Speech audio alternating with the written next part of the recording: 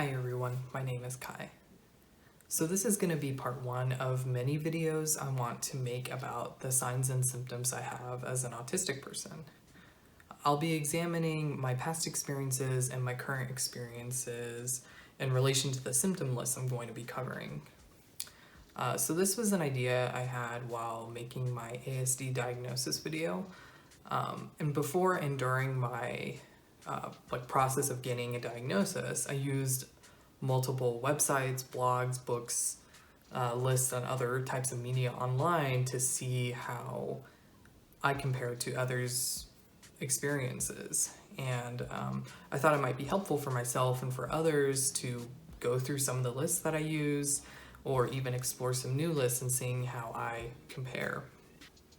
So far, I know that I'm going to be covering the DSM-5 criteria, and I'm going to cover the lists created by Tanya Marshall and also the list created by Samantha Kraft. If you think of other media or other lists that I haven't talked about so far, feel free to email me or drop a comment below. So this first video is to just give some background information about me and kind of like how I grew up and some of the identities and circumstances I'm in, just so I don't have to repeat myself several times. And depending on how many questions I get on other videos, I might make, another video kind of exploring some other questions that a lot of people have been asking. Cool. So I think there are a few things I want to cover just before I kind of go down the list. And I think some important ones I want to talk about first are my gender and my sex. So I am a transgender person. So basically when I was born, I was assigned female at birth, and I was raised to be a girl, and I grew into a young woman. And then when I was around 18, I started questioning my gender a lot, and when I was 19 I came out as a transgender man, and since then, and I'm for reference, I'm 24 now, so it came out 5 years ago, and since then I've been living pretty much just as I am. My gender identity is basically a man. I don't know, gender is kind of weird, but for the most part it's masculine, male. But I'm bringing this up because there are a lot of symptom lists out there that specifically talk about women and girls who are on the spectrum. And I'm going to be covering some of those lists because for the first 18 years of my life, I identified as a woman, as a girl. That's just how I grew up, and that's how I was raised. And there are some important distinctions made between how a person experiences autism, whether they're male or female.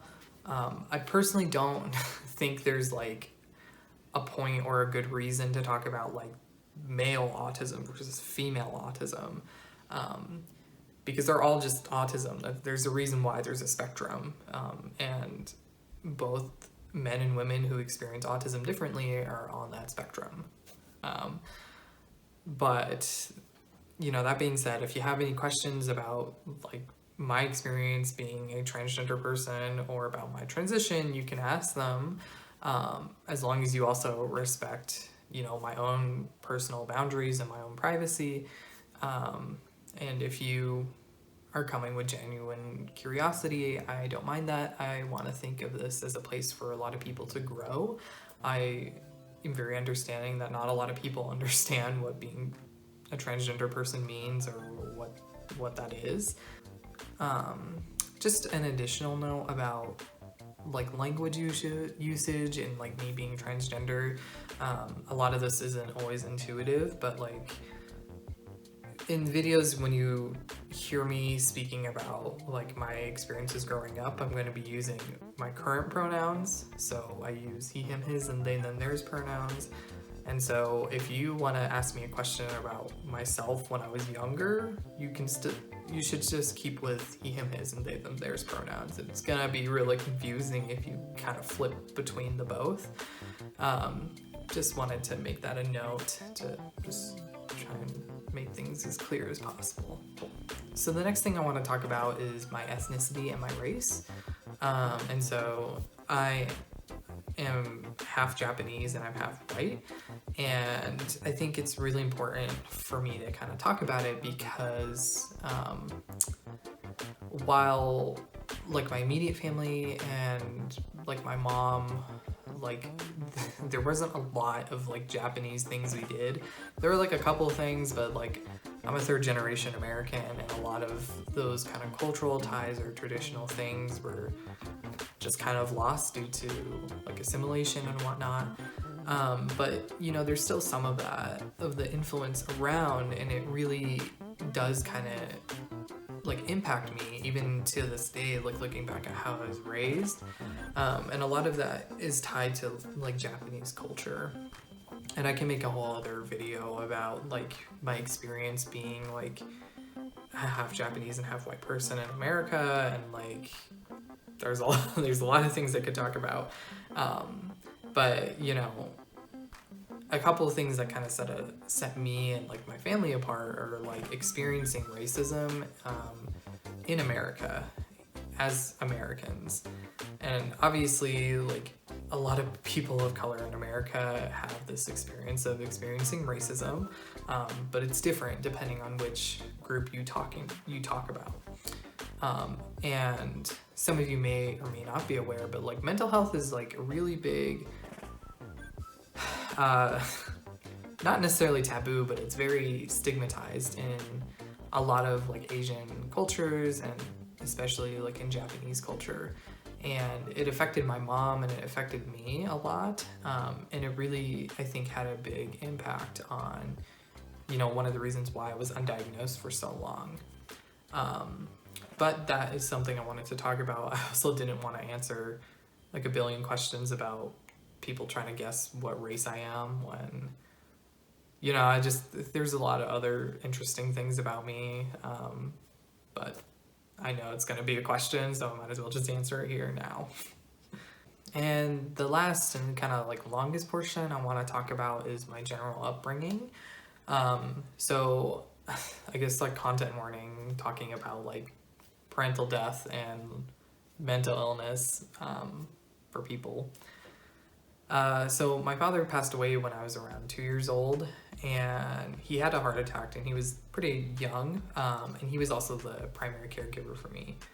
And then my mom raised me by herself as a single parent, and she didn't really date or like see anybody else while she was raising me. And my mom also had a pretty serious mental illness. And it really affected her, and it also really affected me. And I think that topic is a video I want to dedicate a little bit more time to. And I haven't fully processed it, which is kind of interesting. But aside from that, I also grew up fairly poor, and I didn't really go to schools that had a lot of the resources available for my mom or I to kind of utilize. And growing up, we also didn't really have stable health insurance, which was probably another reason why I went undiagnosed for so long. And I guess along with that, I didn't really meet family on my dad's side. I've met more family now that I'm older, but I didn't meet any of them when I was growing up. And the same story kind of holds for my mom's side of the family, and there's a whole bunch of family drama about like why I haven't really, you know, met any of my family, and it's just like complicated and kind of dramatic, but that's for something else. But all you need to know is that like growing up, I didn't really have any connection to my dad's side of the family or my mom's side of the family. So growing up, it was really just like me and my mom. And I grew up in Colorado and grew up in like Denver, and the rest of like my mom's family is several states away. And so we were really poor, and like we didn't really get a chance to go out and meet them, like flying out or driving, for instance. And so the last thing I want to kind of talk about with like my upbringing is that my mom passed away in 2016, which really sucks. It's kind of the only word that describes that experience. If you've lost a parent, yeah, I think, you know, you might be able to relate, or if you lost someone who is like really close to you. And I bring this up because there really aren't other adults in my life who knew me when I was young. And so it's really hard for me to sometimes kind of retroactively think about how I was when I was younger, because I was young and like I don't have my memory past age 3 because, you know, that's just how your brain develops. But you know, I think that's one of the reasons why I want to make these videos, is to kind of like capture at least my own kind of ideas and my own thoughts about like what it was like for me and what kind of symptoms I exhibited when I was younger. But it is kind of hard that I can't, you know, cross-reference it with, you know, someone who actually knew me when I was younger. But, you know, if there's other people out there who are experiencing kind of the same things that I am, I hope this video can kind of like help them and help them sort through whatever they're going through. Okay, and I promise this is going to be the last thing I'm going to touch on. But I am not an expert on like psychology or autism. I mean, I'm currently working on my graduate degree for school psychology, and I have my bachelor's degree in psychology, but I'm not like a real professional, not yet at least. But if you're really like concerned about like these videos that I'm going to talk about, or any of these symptoms, then, you know, I hope you really do seek out like someone who is a professional and someone who can actually get you the help that you need. But that's just like a general disclaimer I'm probably going to make on every video, is that I'm not a real professional. Like, I'm just a guy on the internet. You know, I have very interesting experiences that not a lot of people have had, but I'm just one person. Thank you all so much for watching this video.